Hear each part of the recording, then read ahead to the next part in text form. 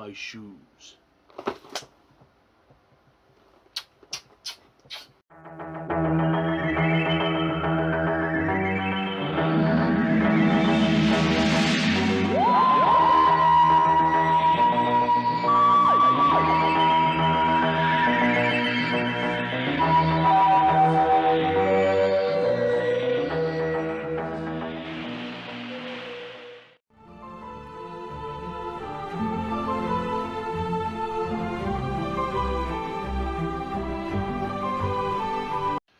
Hello Whovians, and welcome all at long last to my review of Doctor Who, Spearhead from Space, starring Jon Pertwee in his first ever story as the Third Doctor.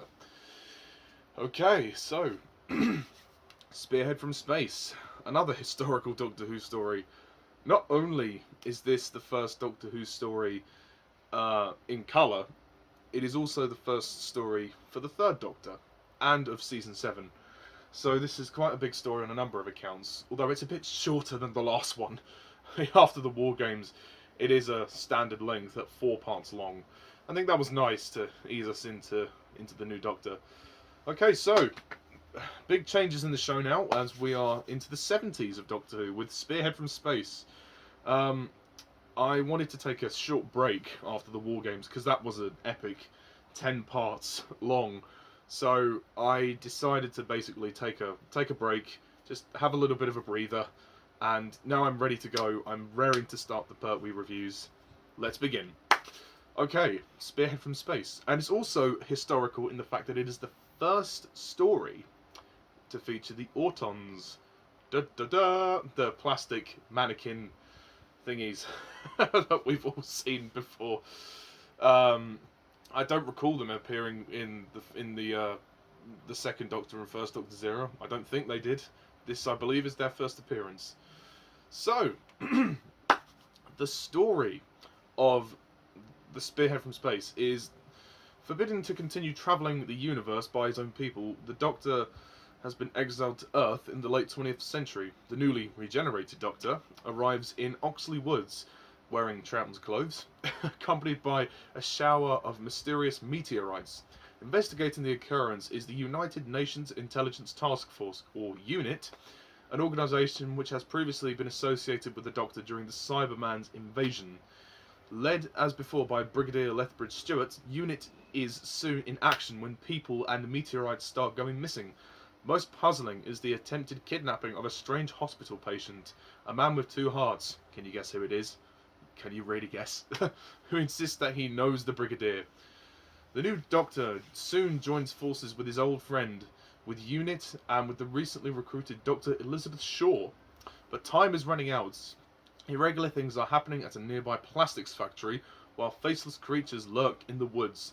The Nestines have landed as Spearhead Force and plan to conquer the country by substituting plastic Auton replicas for men and women in key government and military posts. The short version of that is the Nestine basically have come to Earth to colonize. And it's up to the Doctor, Liz, and Brigadier, and UNIT to stop them. So, Spearhead from Space. Great Doctor Who story. Absolutely brilliant Doctor Who story. I can see why people love this story. I don't think it's my favourite story ever, but I think it's a great way for the Third Doctor to start. I think the good thing about this story is that from the previous story, just the mood and the whole tone of the show just feels very different. I mean, it's much more of a fun story than the War Games. I mean, the War Games is an excellent story, but it's a long epic, and it's, you know, it's got its dramatic moments and its emotional moments. This is played much more fun, not to the extent that it's campy. Oh no, God no. But it's just definitely played a lot more fun. But it has its suspenseful moments. It never goes further than the boundaries that it's supposed to, which is great. And just the look of the show is different. First of all, the story is in colour, which is fantastic. You know, Doctor Who is now in colour. And yeah, we have a new Doctor. I mean, Jon Pertwee as the Doctor. So far, I mean, obviously, this is the only story I've seen him in so far. For his first story, pretty great. Yeah, I really like him. He's very different to William Hartnell and Patrick Troughton. William Hartnell was the sort of the old granddad, who was kind of this old queer, quirky kind of guy. He was very much an old man. Patrick Troughton was the sort of bumbling fool, but he was alien when he needed to be. The difference with Jon Pertwee is that Jon Pertwee is stern and serious. He's a much more serious Doctor. I mean, not to say that he doesn't give the occasional laugh. Of course he does. You know, he has some good one-liners, but he's more of a suave, stern, tall kind of Doctor. You know, and I think that works. It's a nice change from Patrick Troughton, who was more like, oh no, oh, you know. There's less of that. So I think it's essentially he's a much more. I don't know. I say mature Doctor, but he definitely. I think he is a much more mature Doctor. Actually, yeah, I'm going to say that he's more mature. That's not to say that the first two Doctors weren't, but they definitely had more sillier moments and more funnier moments than Jon Pertwee. Although I've yet to see more of Jon Pertwee's stories, and I like his introduction. I mean, he stumbles out of the TARDIS in Patrick Troughton's clothes, which is kind of weird to think that, and then we see him in the hospital. He's kind of passing in and out of consciousness. He's trying to tell the Brigadier that he knows who he is. He doesn't seem to remember too much about what happens to him at first, although slowly as the story progresses, his memory does start coming back. He does remember that the Time Lords banished him to Earth, and they changed the dematerialization code. So the Doctor actually can't physically get off of Earth. He is stuck on Earth in that one time. Although Brigadier finds it kind of hard to accept that this man is actually the Doctor.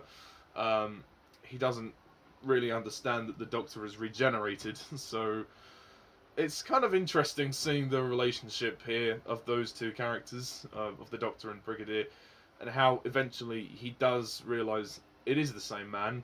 Somehow it's the same guy. But in a weird way. But I think Jon Pertwee makes a great performance in his debut. There's a couple of funny moments, like the moment when he's talking about his shoes, which I parodied in the opening. And I love the moment when he's trying to get out of the hospital. He has a shower, which was quite funny. I mean, there's a moment when he takes a shower and he manages to get away with not being recognised by the two doctors who come in, who are about to examine him, because obviously they X-ray the Doctor and they find out he has two hearts. So, of course, that prompts a lot of suspicion from the medical team in the hospital. So the Doctor has to escape as quickly as he can, and then he stumbles into a wardrobe, and he manages to find his costume, which is the costume you see him wear. So that was nice. That was a nice moment, and I mean, he's. I really like his costume here. I really like it. He kind of wears he kind of has a kind of cape that goes with his costume, or an overcoat that goes with his costume, which works. And then he commandeers the car and he gets out through there. See, this is quite a fun story. You know, after the epic scope of the War Games, they are kind of. This is a much lower key story, which I think is necessary. And I think that, it's fun. I had a lot of fun with this story. Also worthy to note, the introduction of the new companion. Of course, the previous story, Jamie and Zoe left the show. They left the show, and we now have Dr. Elizabeth Shaw, played by Caroline John. Liz Shaw is basically a unit scientist. I think she is. She's a scientist who was hired by UNIT and helps them in what they do, and then she kind of meets the Doctor through Brigadier and through the hospital, and she sort of she starts to kind of get wrapped up in the Doctor's world, and she kind of just goes along with it. She doesn't really question him that much. The only time that she does question the Doctor is when he talks about the TARDIS, when he says, oh, it's bigger on the inside, I've got loads of equipment and laboratories in there. She says, oh, okay, yeah, okay, Doctor, yeah, of course you have, she thinks that he's a bit mad. But no, and their friendship is great, and it's nice to see a different chemistry. With obviously this third Doctor's first companion, so they have a pretty good chemistry, and they worked well together in the finale of the story when they have the little machine and the Doctor's taking out the Autons with the machine, and he's saying to Liz, "Oh, you know, Liz, turn it on, Liz, you know, turn it on, Liz, turn it on," and he's like kind of using the I don't know if they're called the sonic waves to kind of blast the Autons, which is cool. But I think Caroline John's pretty good. I mean, obviously she's not going to be in the show for very long. She only stays for the one year, so she'll be in the one season, I think. Anyway, I mean, correct me if I'm wrong, but I think that's how long she stays. And the Autons themselves, I think, are fantastic. I mean, as a debut story, this is great. I mean, you know, there's a lot of suspenseful moments. There's a lot of violence in this story. There's a lot of they kill a couple of people, and there's a lot of gunfights and gunfire. So they definitely are a threat. Because I mean, they are basically being controlled. They are mannequins. They are plastic, but the Nestine gives them the power to move. So they don't say anything, which I think is interesting. Almost in a way more powerful. The fact that they don't actually have a voice. They don't say anything. They don't need to. Their hands just open out, and then they have guns, and they shoot. They shoot, or they like whack, or they can whack people. You know, they are quite deadly in this story. I mean, I'm sure they've got a couple more appearances yet to come in the classic era. I know they were actually the first aliens to appear, very first aliens to appear in the new series with Christopher Eccleston in his first story, even though that was one episode. But no, I think that they are great in this story, and I love the designs of them, especially in part 4 when we have the sort of the big finale, when we have the final fight. That's pretty cool.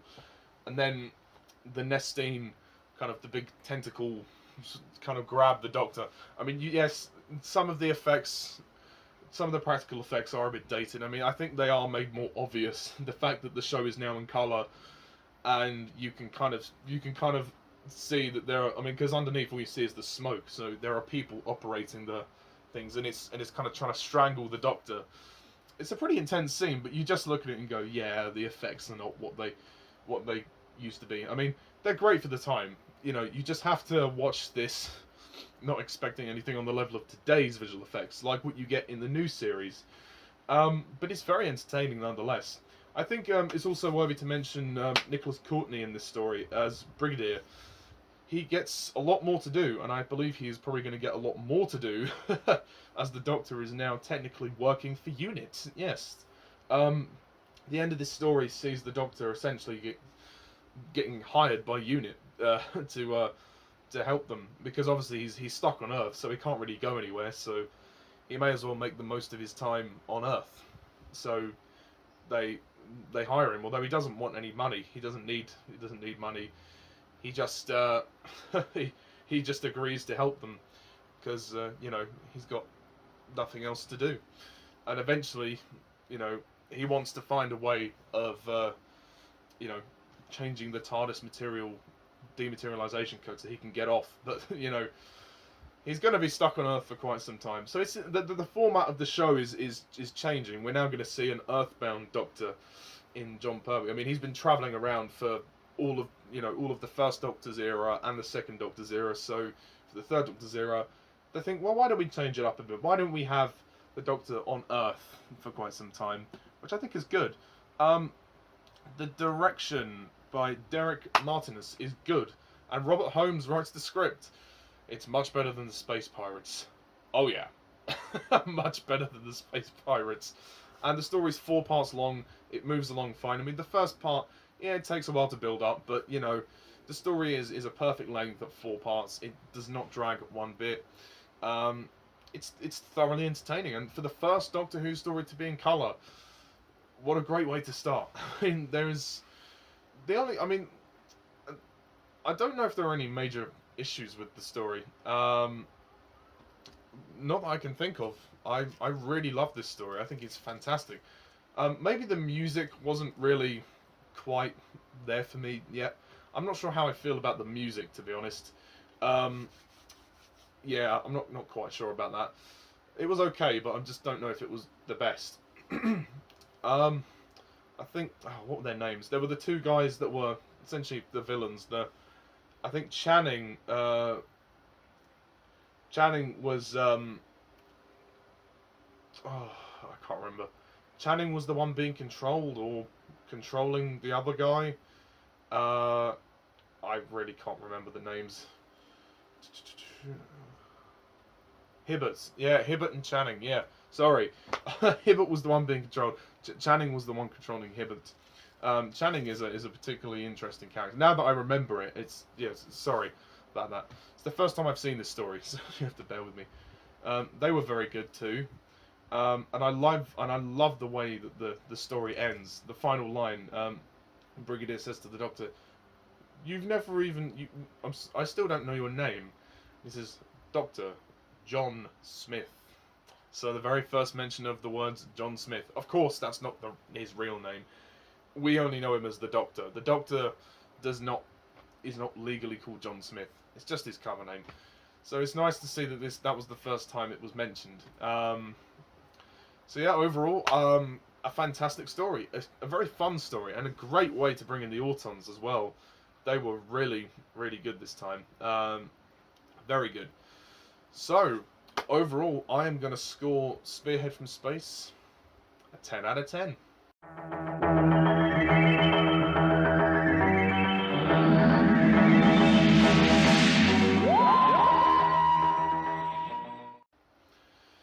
Yeah, it's perfect.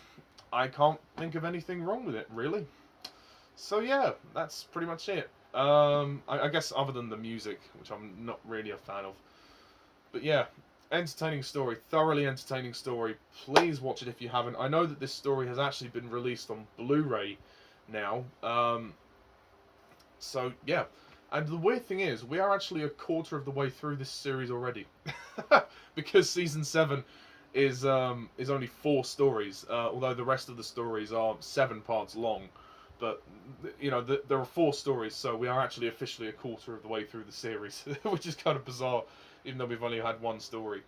So yeah, that's my review of Spearhead from Space. Next time I will be reviewing Doctor Who and the Silurians, which is going to be the next review. So stay tuned for that, folks, and until then, thank you guys all for watching, and as always, I'm Mr. TARDIS11. See ya.